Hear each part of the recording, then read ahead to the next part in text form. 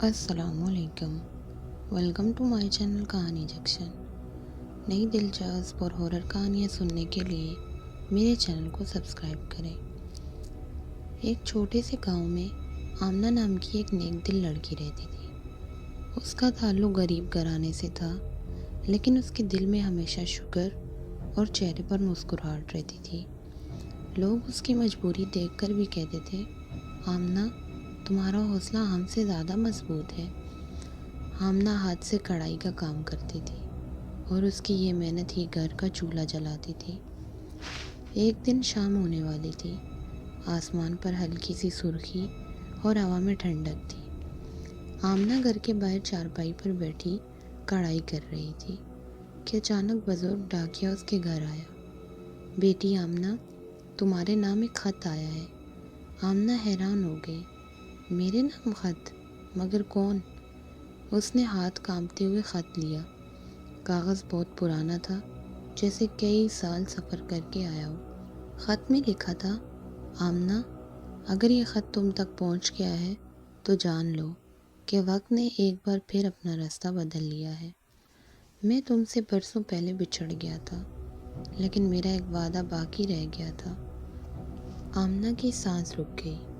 وہ خط اس کے مرحوم والد کے بچپن کے دوست اسماعیل چاچا کا تھا۔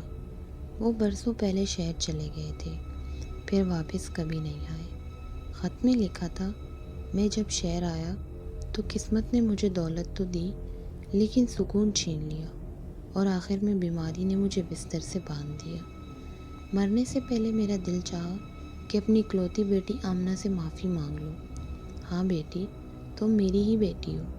آمنہ کے ہاتھ سے خط لرز گیا۔ یہ کیا لکھا ہے؟ خط میں آگے لکھا تھا، میں نے جوانی میں ایک بہت بڑی غلطی کی تھی۔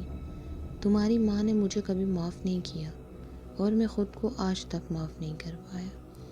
لیکن جاتے جاتے میں تمہیں کچھ دینا چاہتا ہوں۔ ساتھ خط کے اندر ایک چھوٹی سی چابی بھی تھی۔ آمنہ نے چابی کو غور سے دیکھا۔ دل تیزی سے دھڑک رہا تھا۔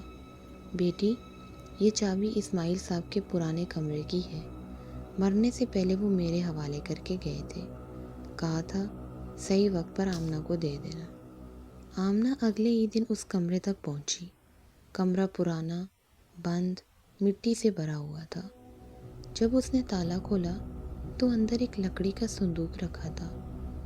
آمنہ نے صندوق سے مٹی صاف کی، صندوق کھولا، اور اندر وہ چیزیں تھیں جنہیں دیکھ کر اس کی آنکھوں میں آنسو آ گئے۔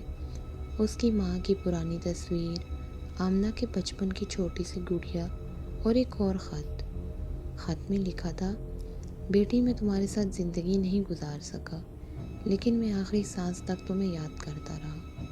میری باقی ساری دولت میں نے تمہارے نام کر دی۔ اب تمہاری زندگی آسان ہو جائے گی، اور شاید میری روح کو بھی سکون مل جائے گا۔ آمنہ اس دولت سے غرور نہیں کرتی تھی، بلکہ اس نے اپنے گاؤں کی غریب عورتوں کے لیے کڑھائی کا ایک چھوٹا سا سینٹر بنوایا۔ وہ سب کو اپنے ساتھ کام سکھانے لگی۔ لوگ حیران تھے، آمنہ تم نے یہ سب کیسے کر لیا؟ وہ ہلکے سے مسکرا کر بس اتنا کہتی تھی، ایک آخری خط نے میری قسمت بدل دی۔ کبھی کبھی اللہ وہ دروازہ کھول دیتا ہے جس کی امید بھی نہیں ہوتی۔ والدین کی محبت کبھی ختم نہیں ہوتی، چاہے حالات بدل جائیں۔ دولت سے بڑا خزانہ نیک نیتی اور دوسروں کی مدد ہے۔